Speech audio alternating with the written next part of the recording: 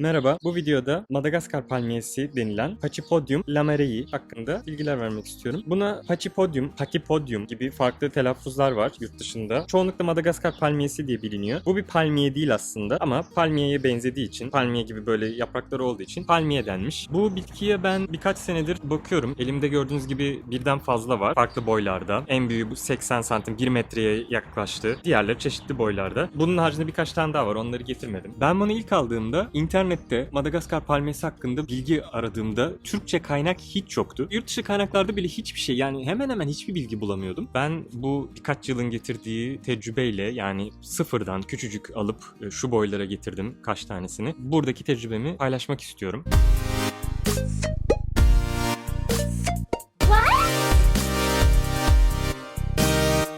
Bu bir sukulenttir. Ben Facebook'ta bir yorum gördüm. Akdeniz'de yaşayan bir amca zannedersem bir şeyler yazmış. Hani Madagaskar palmiyesi var, onun da böyle yetiştirmiş. Onunla ilgili bazı bir şeyler yazmış. Ben onu okuduktan sonra zaten dedim ben bir video çekeyim en iyisi. Çünkü amca şöyle demiş. Benim normalde şimdi bu videoda söyleyeceğim şeylerin hemen hemen tam tersini söyleyecek. Demiş ki işte Madagaskar palmiyesi suyu sevmez demiş mesela. Halbuki tam aksine Madagaskar palmiyesi yani suya bayılıyor. Hatta ben bunu ilk aldığımda, işte ilk yurt dışındaki böyle bilgileri araştırdığımda, yani buna nasıl bakmam gerekiyor diye. Sitenin bir tanesi şunu görmüştüm. Şey demişti. Yani normalde bitkilere işte kışın çok fazla su verilmez ama sakın hani Madagaskar palmiyesi için böyle düşünmeyin. Buna kışın da bol bol su vermeniz gerekiyor gibi bir yazı vardı. Hakikaten de ben de öyle yaptım. Buna daha önce ben evde bakıyordum. Korkuyordum çünkü hani acaba hani kışı dışarıda geçirebilir mi diye. Ben İzmir'de yaşıyorum. İzmir'de kışı dışarıda geçiriyor bu arada. Hani böyle biraz daldan dala atlayarak vereceğim bilgileri ama ben ilk başlarda emin değildim. Hani kışı dışarıda geçiririm, 0 dereceye dayanırım. Ama dayanıyor. Yani en azından İzmir gibi bir yerde kışın hiçbir sorun yok. İnternette şu an edindiğim bilgiler -5'e kadar, -4'e kadar çok fazla böyle hani kuzeyden rüzgar almadığı sürece dayanabileceğini söylüyorlar. Ben denemediğim için hani bu konuda bir şey iddia edemem. Şimdi kaktüslerde de şöyle bir şey var. Kaktüsler de dona dayanabiliyor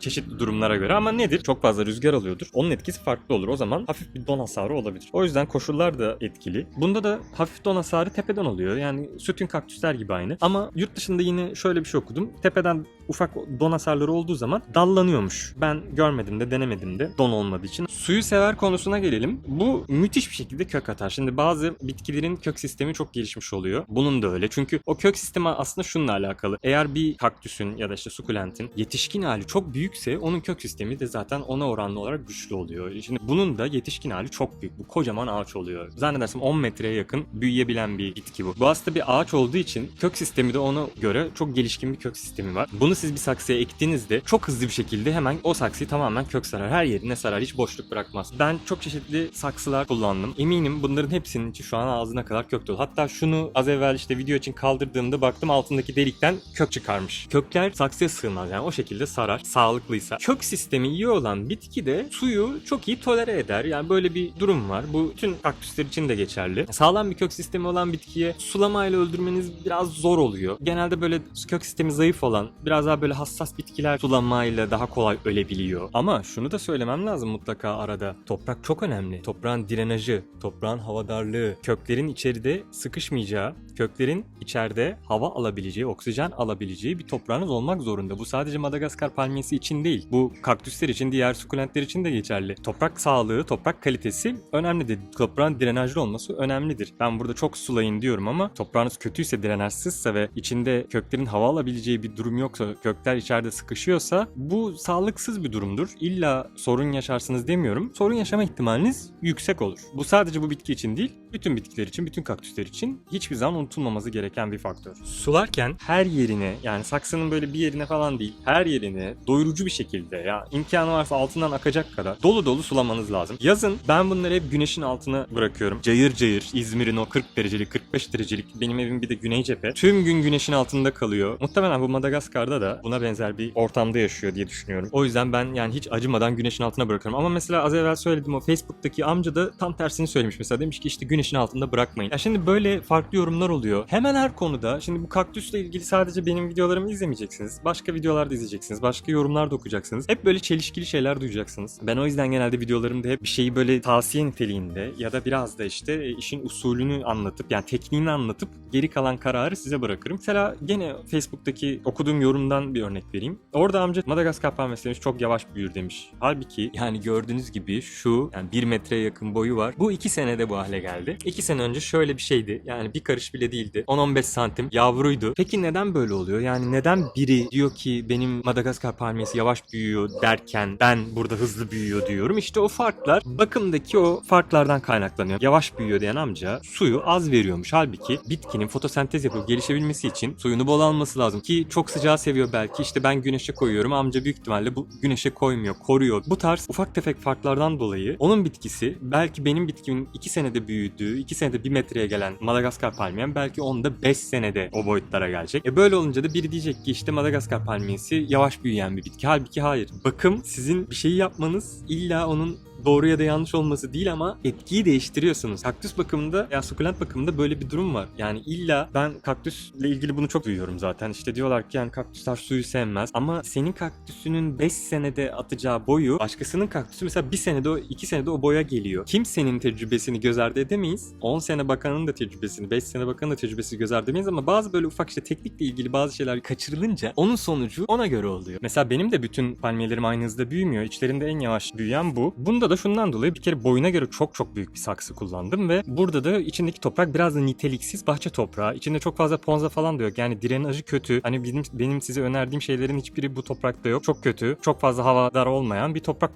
kullanmıştım ben bunda. Çok da büyük olduğu için de değiştiremedim. Öyle kaldı. 2-3 senedir bunun içerisinde ama büyüyor ama yine de çok yavaş büyüyor. Çok verimsiz bir şekilde büyüyor. Yani sulamayla ilgili durum bu. Ben yaşadığım yerle ilgili tecrübem olduğu için toprağın ne kadar zamanda kurduğunu bildiğim için ona göre ben suluyorum ama siz hani bilmiyorsanız şöyle toprağa bir parmağınızı ufacık batırın, yarı kuruysa sulayın. Mesela bu kupkuru, ben bunu şimdi yarın sabah uyanır uyanmaz sulayacağım. Kışında ben bunları hep dışarıda tutuyorum ve yağmurun altında kesinlikle çekmiyorum. Kış yağmuru ne zaman yağarsa yağsın. İsterse bir hafta aralıksız yağmur yağsın. Ben bunu asla almıyorum. Tabii ben İzmir'deyim. Yani siz başka bir şehirde yaşıyorsanız, soğuksa sizin şehriniz, eksi 10 derecelik bir yerde yaşıyorsanız siz öyle onu yapamazsınız. Siz o zaman içeri alacaksınız zaten. Ama dışarıda tutabileceğiniz işte 0 derece, benim gibi İzmir gibi bir yerde yaşıyorsanız yağmurun altında tutun. Yağmurlama imkanı yoksa da dış mekanda havanın ılık olduğu, güneş olan günlerde dediğim gibi sulamasını yapabilirsiniz. Ama hava serin gidiyorsa zaten 0 derece ile 10 derece arasında gidiyorsa, güneş görmüyorsa, gölgedeyse öyle günlerde sizin kendinizin sulama yapmasına ben gerek görmüyorum açıkçası. Bu kaktüsler için de geçerli. Ama ev ortamı sıcak olduğu için, odalarımız 20-25 derece olduğu için dediğim gibi kış boyunca birkaç defa en azından sulamayı öneriyorum. Ben ilk sene o tecrübesiz olduğum zaman onu böyle uzun süre çok su sevmez diye biraz susuz bırakmıştım. Gövdesi bir süre sonra biraz daha böyle ince büyümeye başladı. Hatta biraz da böyle yumuşamıştı. İşte şu sertlik şu an bu o kadar sert ki mesela yani sopa gibi. Bu biraz böyle içe batıyordu. Hafif böyle sünger gibi olmuştu. Yani suyunu esirgemeyin. Ya dediğim gibi toprak kurudukça evde bakması biraz daha zor. Çünkü bu bitki hava isteyen bir bitki. Havadan çok hoşlanıyor. Yani esintiden, havadan. Ya bütün kaktüsler gibi, bütün sukulentler gibi. Evde bakıyorsanız yani mümkün olduğunca işte kapı pencereyi açıp havalandırmaya bakacaksınız tabii ki de. Tabii ki de suyunu daha az yapacaksınız. Yani bu bütün bitkiler için geçerli. Ben bir kere bir kışı evde geçirmiştim. O zaman zannedersem gene bir 10 günde, bir 2 haftada bir suluyordum o zamanlar. Tabii küçük saksıydı. Yani saksı boyutları da önemli. Büyük bir saksıysa o biraz daha yavaş kurur. Bir de tabii başka faktörler de var. Mesela burada benim Madagaskar palmiyelerimin içerisindeki en büyüğü bu şu an. En çok bu büyüdü. Neden en çok bu büyüdü? Benim teorim şu. Saksısı burada. Plastik. Güneşin altında bu bitkiler. Toprak saksılarda diğerlerinin hepsi toprak saksı. Toprak saksılar güneşin altında o kadar hızlı kuruyor ki yazın ben bunu suladığımda sabahleyin akşama doğru zaten kupkuru oluyor. Ama plastik saksı güneşin altında kalsa da 40-45 derecede olsa da böyle bir saksıda 2 gün 3 gün bu toprak ıslak kalıyor. Plastik saksılar daha çok suyu tutuyor. Çok güneş gören işte İzmir gibi sıcak bir yerde yaşıyorsanız plastik saksı öneriyorum ben açıkçası. Güneşin direkt vurduğu yerlerde. Ama benim hani bütün yatırımım toprak saksı üstüne olduğu için ben artık değiştiremiyorum. Tekrardan bir plastik saksı masrafı yapmam lazım. Ben de hani hep baştan hep böyle toprak saksı almıştım ama güneşi direkt gören yerlerde plastik saksının çok daha iyi olduğunu düşünüyorum. Böyle sıcak bir yerde yaşıyorsanız tabii. Daha böyle ılıman bölgelerde ya da işte gölgede yaşıyorsanız yani eviniz hiç güneş görmüyorsa hep gölgeyse bahçesi mesela o zaman evet toprak saksı güzeldir. O yüzden de bu Madagaskar çok daha hızlı, çok daha güçlü büyüdü. Çünkü su 2 gün, 3 gün suda kalıyor. Suyunu çok rahat bir şekilde alabiliyor. Bunlar alamıyor. Yani kökleri o suyu emene kadar su kuruyor zaten. Bu bitki normalde şöyle yavrular verir. Onları da anlatayım. Şöyle diplerinden yavru verir. Belli bir boydan sonra, belli bir ebattan sonra diplerden yavru vermeye başlıyor işte. İşte mesela şu 3 tane yavru verdi. İşte şunda yine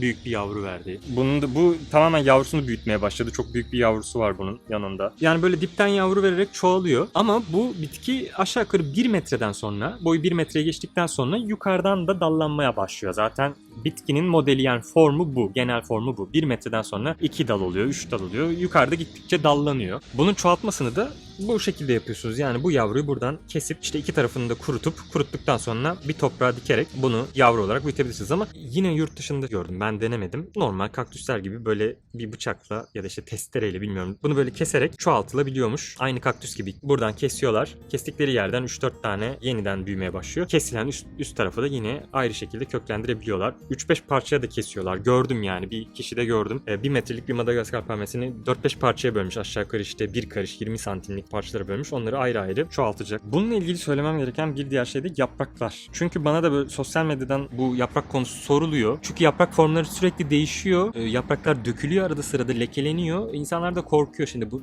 bitkimde bir şey mi var diye. Şimdi Madagaskar palmiyesi sürekli yaprak verir ortadan. Yaprak vermesi zaten onun büyüdüğü anlamına gelir. Eski yapraklar, altta kalan yapraklar aynı bu şekilde sararacak, lekelenecek şunun gibi. Bu şekilde sararacak, kuruyacak. Üstünde tutarsanız gittikçe kahverengi olacak ve dökecek. Bu çok normal bir süreç. Bunu böyle olduğunda siz koparabilirsiniz. Kendi de düşer. Yani yaprakların, yani altta kalan yaprakların böyle sararıp düşmesi bir kere normaldir. Ama üstte kalan yaprakların formunun bu şekilde olması lazım. Yani yeni çıkan yapraklar taze, yemyeşil, güçlü olması lazım. Bir diğer konu da yaprakların üstünde böyle siyah siyah lekeler. Onun sebebi de genelde şu oluyor. Ben birkaç kere başıma geldiği için biliyorum. Nem olursa yani suladınız. Dış mekanda olması çok zor. İç mekanda oluyor. Suladınız ama havadar değil. Nemli. Yani işte mutfaktan nem alıyor. Bir şey oluyor. Nemli bir ortamda kaldığı zaman bu yapraklar lekelenmeye başlıyor. İşte küf, mantar gibi böyle ufak tefek enfeksiyonlar ama korkulası bir şey değil yani. Siz onu havadar, sağlıklı bir ortama çıkardığınızda bitki zaten formunu toparlıyor. Yine başıma gelenlerden söylüyorum. Kök sağlığı önemli. Ben bunu bir kere ilk aldığımı işte kaktüs toprağı diye böyle bir şey satın almıştım. Saçma sapan. Şimdi markasını söylemeyeceğim. Hala satılıyor. Onun için ekmiştim böyle nasıl olsa işte kaktüs toprağı işte drenajlı falan. Meğersem tamamen cürüften oluşan böyle saçma sapan bir karışımmış. Bir ton da paraya satıyorlar. Yapı marketlerde satılıyor. Onun için ektikten sonra bitkinin formu böyle hafiften bir bozulmaya başlamıştı. İşte yapraklar falan böyle garip bir hal aldı. Yani normalde yapraklar böyle ortadan püsküren, gayet